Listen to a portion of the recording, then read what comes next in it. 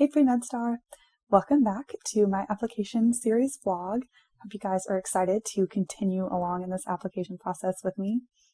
And for this video, I have some very exciting news to share with you all. I just got back from a half day of shadowing at my internship and was feeling very #inspired. So I took a few hours and finished my AMCAS and am now ready to submit it. So here we go. You guys are going to get to witness the moment. Let me see if I can turn this phone screen around. Well, would you look at that? Submission complete. Sorry for all the tabs I have open. You can tell I was working very hard on my personal statement. Okay, wow, can't believe that that is all done. But now that it is, I thought that I would share for the rest of this video a little bit about what went into me actually submitting AMCAS. I thought I would first talk a little bit about what the process looks like. So first of all, the AMCAS itself opens on May 1st, usually. For this year it was May 2nd, so sometime in early May. And then you're able to submit it in early June. So essentially what that means is that the application opens for you to start filling out about a month before you can actually submit it. And once you submit it, then it has to be verified by the people at the AAMC before it truly gets sent to medical schools. And then those medical schools will review it and hopefully send you a secondary. I started the application on May 2nd, the first day it opened, and I did not get finished until June 15th today. So it is a process. It takes a while. And I had thought that I had everything all lined up and I was gung-ho to get it in on June 2nd. But I'm happy that I did take a little bit longer because I'm very, very pleased with how all of my writing and my application turned out. So now that you know the process and what the timeline sort of looked like for me, I thought I would share a few tips with you guys. So my first one is start keeping track of your pre-medical activities as soon as you decide to become a pre-medical student. And this sounds kind of silly, but really and truly, that is so important. But when it comes time to show why you want to go to medical school, you need to have specifics of what you've done. So for me, I started keeping track of all of those things in a spreadsheet because I lose paper way too easily. I have some friends who have a pre-medical journal and they have loved doing it that way. Mine is all on the computer because I knew I would lose it otherwise. One really great thing about Pre-MedStar actually is that there is something called a portfolio on there that helps you keep track of all of your activities, and there's different categories for them too. So an awesome, awesome feature you guys should definitely take advantage of. Much more user-friendly than an Excel spreadsheet. And when you are keeping track of those activities, make sure that you not only note what you did, but also how it impacted you, maybe why it made you think about medicine in a different way, or how it changed your vantage point, and also keep track of people's contact information. They will ask for that on the application. And then my next tip is start working on your personal statement and your work and activities section early on.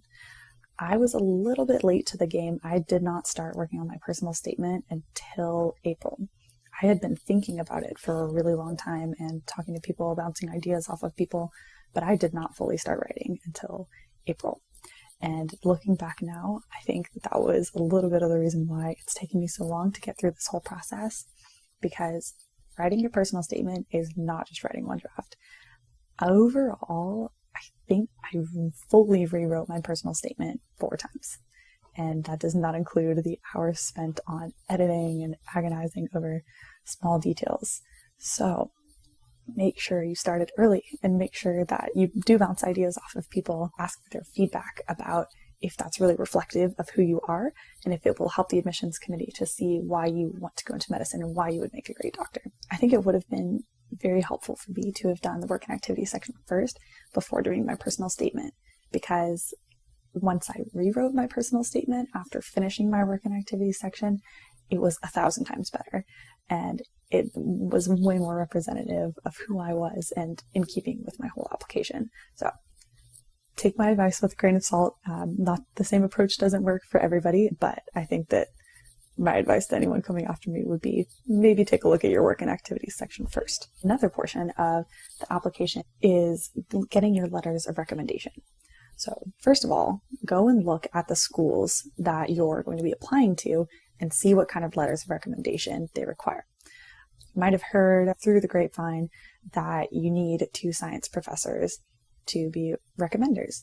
And while that is true for a lot of schools, there are also a lot of schools that require a professor from another department, maybe your major department. Like I'm economics. I had a few schools who were asking for a letter from an economics professor.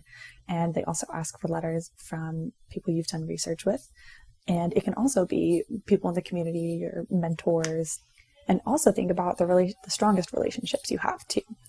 So for me, I had strong relationships with professors, but I also had strong relationships with the people that I worked with. And I had worked with people in a variety of different fields. So I had to think about who was going to be able to show the admissions committee my best self. Take a look at what sort of recommenders you're going to need, and then make sure that you're developing those meaningful relationships and ask them early. The people that you're asking for letters of recommendation, chances are they're going to be asked by some other people as well. So make sure that you give them plenty of time, lots of resources, lots of reminders to help them get your letters of recommendation in as soon as they can. And as a reminder, if you don't know this already, your letters of recommendation do not have to be sent in at the same time as you submit. One of mine is still coming in, so it's perfectly fine to do that.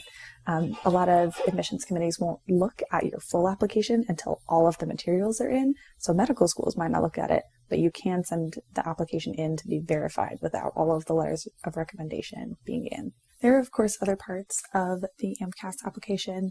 There's your biographical information and your coursework, and so that's just a lot of data entry, so nothing too exciting, but it is fairly time-consuming. That's something that if you need a break from working on your personal statement, you can maybe go do that. It does take a while, but it's just tedious. It's not anything that's going to be very taxing on you, so that's the good news. Thank you guys so much for watching, and I hope you enjoyed getting to hear a little bit about filling out the AMCAS and seeing me submit in real time. I'll see you guys back here next week. Make sure to subscribe to the Pre-Med Star YouTube channel. Let me know if you guys have any questions or comments either on the site or in the comments below.